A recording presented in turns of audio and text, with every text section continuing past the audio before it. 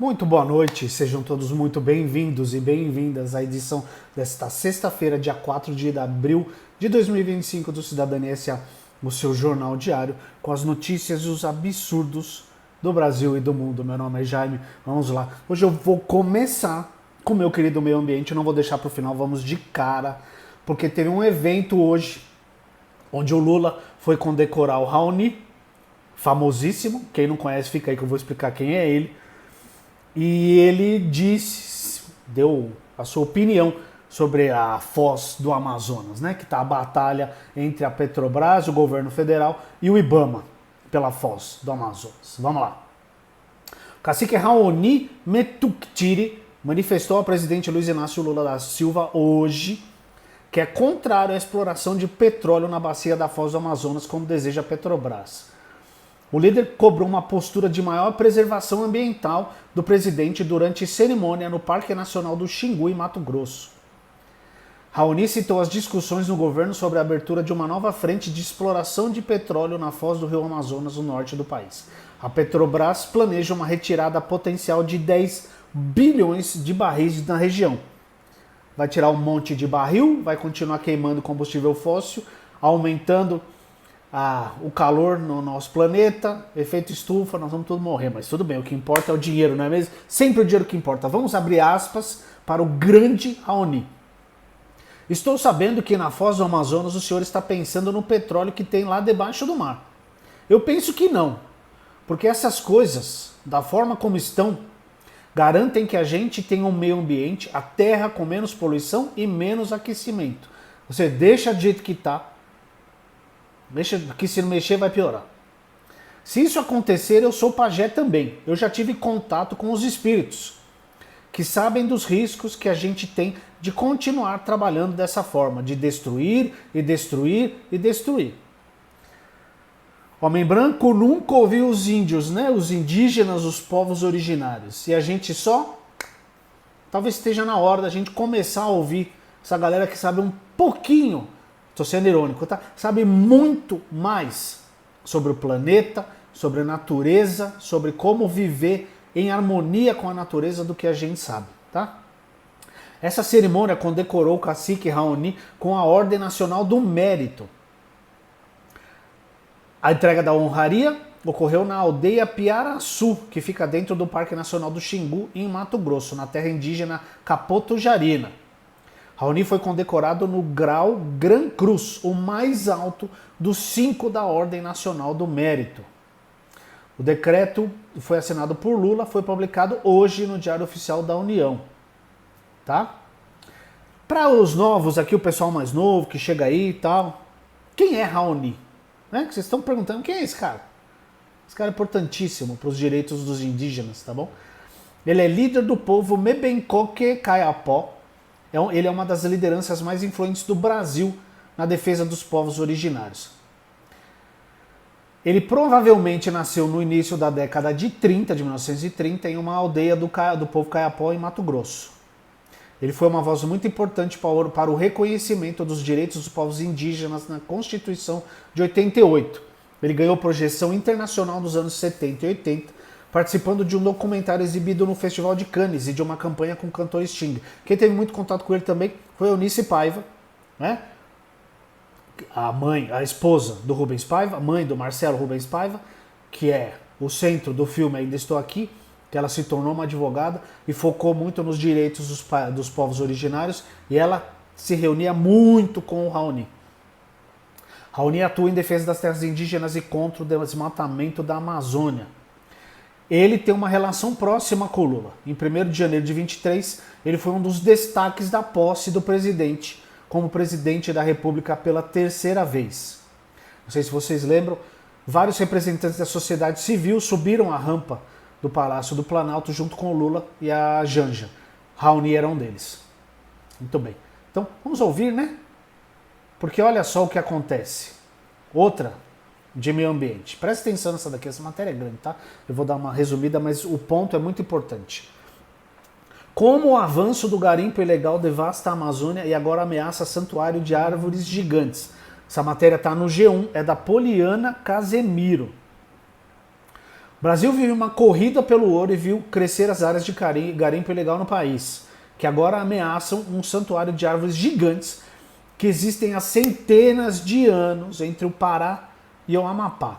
A maior parte das áreas exploradas está no norte do país, em meio à Amazônia, e é ilegal.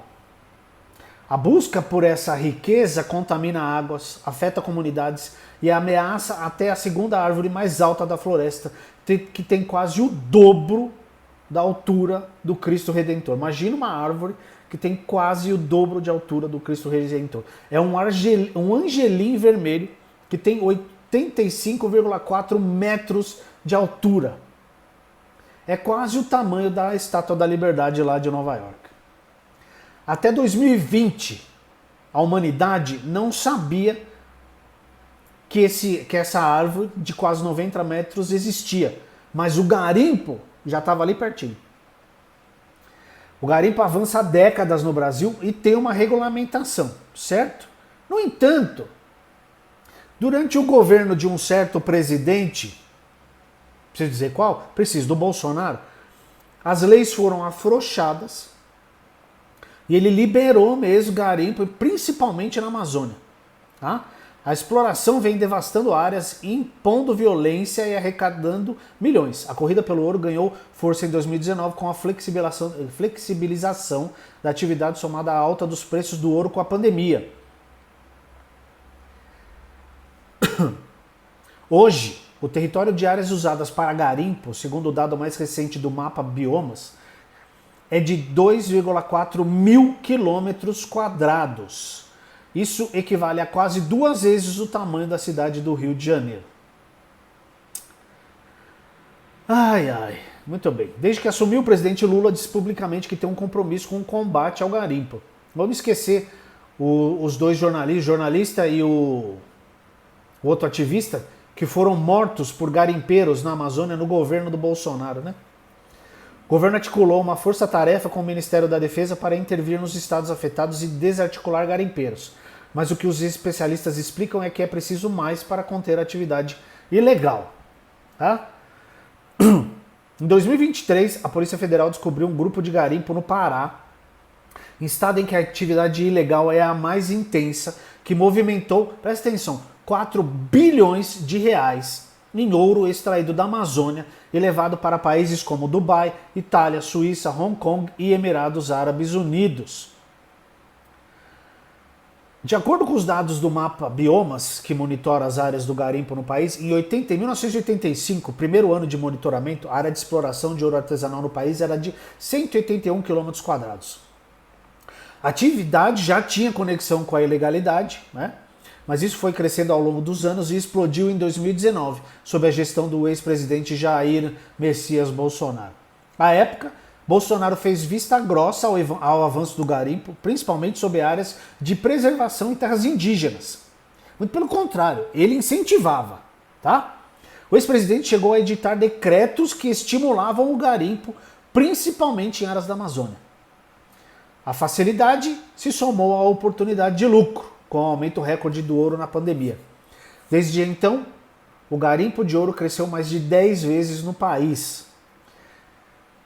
Esse cenário causou uma corrida pelo ouro, com a abertura de mais áreas, invasão de terras protegidas e territórios indígenas. Entre 2019 e 2023, houve um aumento de 54% em todo o território de garimpo no país.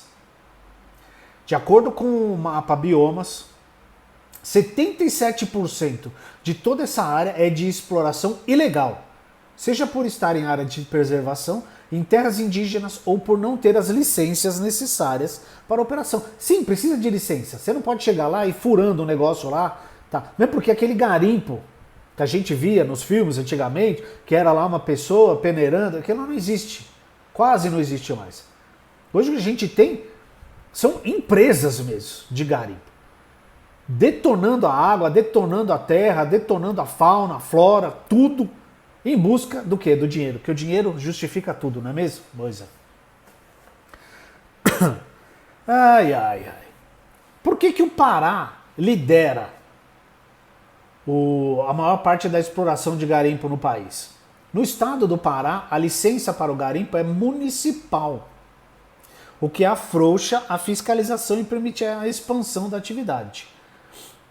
Os dados de 2024 sobre o garimpo ainda não estão consolidados, mas os especialistas são pessimistas quanto à contenção. O governo federal, desde que assumiu, realizou operações para desarticular garimpos ilegais, investigações com apreensões de equipamentos e prisões, mas é preciso mais que isso para conter a atividade ilegal. Em pouco tempo, os garimpos fechados voltam a funcionar. O César Dias, que pesquisa a atividade garimpeira no país, tem o seguinte a dizer: é necessária uma reforma política que envolva o governo federal, estados e municípios para conter o avanço que permitiram ao garimpo. Estamos falando de uma estrutura que atua com ramificações como o tráfico de drogas e gira bilhões de reais. É mais do que desarticular pontos de garimpo. Não vai acontecer, né? Porque muitos políticos devem estar envolvidos nisso aqui e tirando um, né? Porque é muito dinheiro, tá? Agora vamos falar dessas árvores tão incríveis, né? E correndo o risco de serem derrubadas por esses imbecis. Pesquisadores descobriram nos últimos anos que entre as bilhões de árvores que habitam a Amazônia ainda, há uma pequena porcentagem que em centenas de anos sobrevive crescendo e alcançando dimensões nunca antes imaginadas. Essas áreas foram identificadas em 2019 e vistas pela primeira vez em uma expedição em 2021. Há uma espécie de santuário entre o Pará e o Amapá que reúne essas espécies. A segunda maior delas é, como eu falei lá no começo, o angelim vermelho com 85,4 metros de altura. As imagens de satélite mostram que antes mesmo de a humanidade saber da sua existência, o garimpo já havia se aproximado dela. Em outubro de 2020, o satélite captou a primeira mancha de garimpo na área próxima e ele avança com os anos. A árvore está no limite de uma área de proteção de responsabilidade do governo do estado do Amapá, mas que vem sido invadida nas proximidades por garimpos ilegais. Um deles avançou nos últimos anos e agora está a apenas 1 quilômetro da árvore. Sabe o que vai acontecer com essa árvore, né? Vai ser derrubada. Porque assim, a natureza pouco importa, né? O que importa é o dinheiro, o que importa é o lucro, o que importa é o ouro. E a gente vai acabando com o planeta até o momento que a gente não consiga mais habitá-lo, né? Jean Ometo participou da pesquisa. Ele explica que essas árvores são importantes não só para a floresta, mas também para o país. É o que eu estou falando aqui. Mas vamos ouvir um especialista. Quem sabe um especialista as pessoas escutem, né? Estamos falando de uma espécie rara, que não entendemos ainda como chegou a essa dimensão e qual o seu impacto na floresta. Essas árvores fazem um enorme estoque de carbono, protegendo o meio ambiente e, além disso, ainda há um impacto para o país. A umidade da floresta regula o ciclo da chuva no país. Perder árvores tão grandes pode trazer impactos que nem imaginamos. Mas o pessoal que está aí fazendo, ele não está nem aí para isso. Eles querem o dinheiro. Eles acham que... Eu não sei o que eles pensam. Honestamente, eu não consigo. A seca que impactou a região norte trouxe reflexos por todo o país esse ano passado, né? Um estudo recente mostrou que 80% de toda a chuva que abastece as áreas de produção agrícola no país é gerada pela umidade que vem das áreas indígenas da Amazônia. Tá? Isso são dados, tá bom? Não é opinião de ninguém, tá bom? As consequências do garimpo ilegal. Enquanto avança o garimpo causa desmatamento e degradação ambiental para instalar sua estrutura, o garimpo devasta áreas preservadas da floresta. Contaminação por mercúrio. O uso indiscriminado de mercúrio na extração de ouro contamina rios e peixes, afetando a saúde das populações ribeirinhas e indígenas que dependem desses recursos para a alimentação. Mas ninguém está nem aí para os ribeirinhos e para os indígenas, né? Que morram eles, dane-se, não é mesmo? Conflitos em terras indígenas. A invasão de terras indígenas por garimpeiros ilegais tem gerado conflitos com comunidades locais, resultando em violência e ameaças aos direitos territoriais dos povos originários. Financiamento de atividades criminosas. O garimpo ilegal tem sido associado ao financiamento de outras atividades ilícitas, como o tráfico de drogas, fortalecendo organizações criminosas na região amazônica.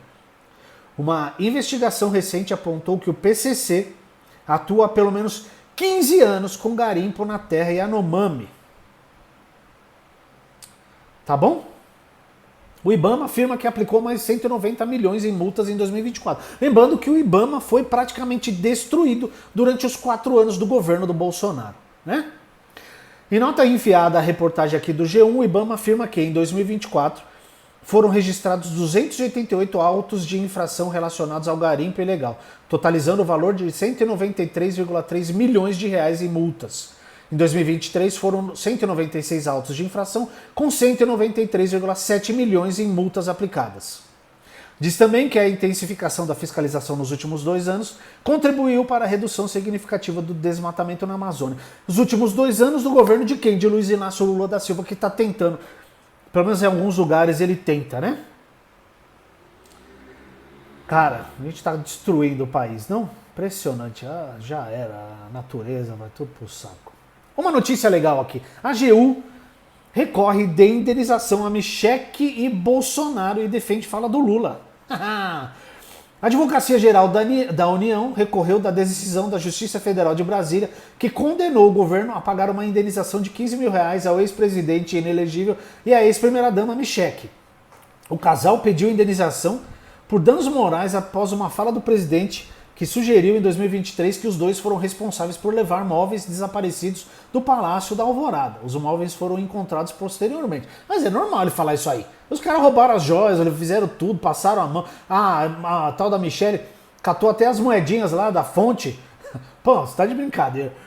As declarações de Lula, segundo a AGU, se deram no contexto do exercício de sua função constitucional e com o objetivo de resguardar o patrimônio público. Aspas para o argumento da AGU. Por se tratar de uso, conservação e posse de bens públicos, como é o caso do acervo mobiliário do Palácio da Alvorada, faz-se necessária toda publicidade a inconsistências eventualmente verificadas, como ocorreu no caso em questão, onde foi relatado simplesmente um mau uso de conservação de imóveis e do ambiente, além da não localização de inúmeros itens, fato constatado pela equipe inventariante ainda sob a gestão do governo anterior.